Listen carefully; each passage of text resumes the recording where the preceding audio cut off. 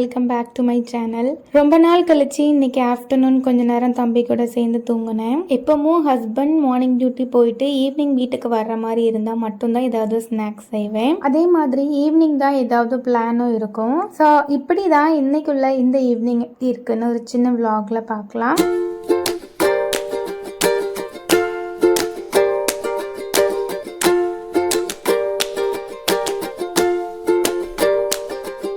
ஒவ்வொரு வாட்டியும் ஹஸ்பண்ட்காக ஏதாவது புதுசாக குக் பண்ணி அது எப்படி இருக்குன்னு அவங்க வாயிலிருந்து ஒரு வார்த்தை கேட்குறது தான் ரொம்ப சந்தோஷமாக இருந்த மாதிரி இருக்கும். இன்றைக்கும் அதே மாதிரி கோதுமை மாவில் புதுசாக ஒரு ஸ்நாக்ஸ் செஞ்சுருந்தேன்.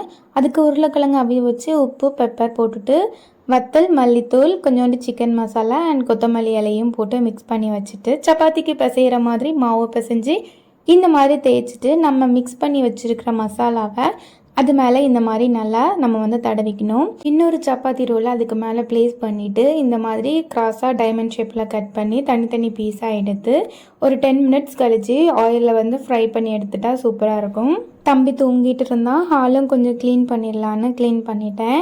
க்ளீன் பண்ணுறதுக்குள்ளே ஒரு கொரியரையே ரிசீவ் பண்ணி வைக்க வேண்டியதாக இருந்துச்சு. ஹஸ்பண்ட் வந்ததும் சூடாக ஃப்ரை பண்ணி கொடுத்தாச்சு. டீயெல்லாம் குடிச்சு முடிச்சதுக்கப்புறம் தான் நான் பார்சலை ஓப்பன் பண்ணேன். இந்த பார்சலில் என்ன இருக்குங்கிற நியூஸை நான் கூடிய சீக்கிரம் நம்மளுடைய சேனலில் ரிவீல் பண்ணுறேன். ஷார்ட்டாக சொல்லணும்னா ஒரு ஸ்மால் பிஸ்னஸ்க்கான ப்ரிப்பரேஷன் தான் போயிட்டு இருக்கு. ஸோ நம்ம சேனலுக்கு நீங்கள் சப்போர்ட் கொடுக்குற மாதிரி இந்த ஸ்மால் பிஸ்னஸ்க்கும் சப்போர்ட் கொடுப்பீங்கன்னு நம்புகிறேன். ஈவினிங் டைமில் செடிக்கெல்லாம் தண்ணி ஊற்றிட்டு துணியெல்லாம் நான் காய போட்டிருந்ததெல்லாம் எடுத்து மடித்து வச்சுட்டேன்.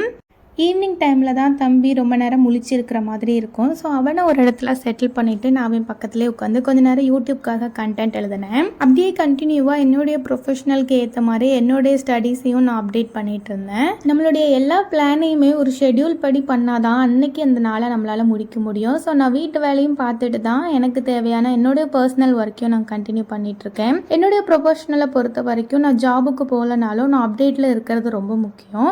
ஸோ அதனால எதையாவது அப்பப்போ ஏதாவது எடுத்து படிச்சுட்டு கொஞ்ச நேரம் டைம் ஸ்பெண்ட் பண்ணுவேன் என்னோடய ஸ்டடீஸ்க்காக. கொஞ்ச நேரம் எல்லாம் முடிச்சதுக்கு அப்புறம் நான் தம்பியை தூங்க வச்சுட்டு நைட்டு டின்னர் ரெடி பண்ண ஸ்டார்ட் பண்ணிட்டேன்.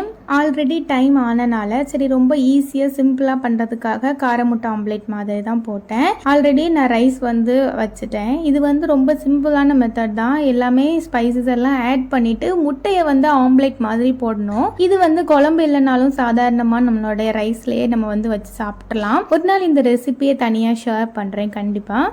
சாப்பிட்டு முடிச்சதுக்கப்புறம் ஆஸ் யூஷுவல் என்னுடைய ரெகுலர் ரொட்டீன் தான். எல்லா பாத்திரத்தையும் நான் வாஷ் பண்ணி வச்சுட்டு கிச்சனை நீட்டாக க்ளீன் பண்ணிடுவேன்.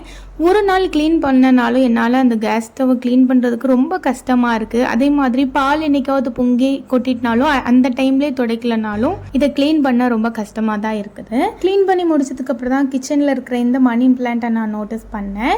ரொம்ப நாளாக என்னடா வாடி போன மாதிரி இருக்கேன்னு எடுத்து பார்த்தா உள்ள தண்ணி இறங்கலையோ என்னமோ ஒரு மாதிரி பூசணம் பற்றி போய் இருந்துச்சு. ஸோ இதை நான் தனியாக வேறு ஒரு பாட்டிலில் மாற்றி எடுத்துட்டேன்.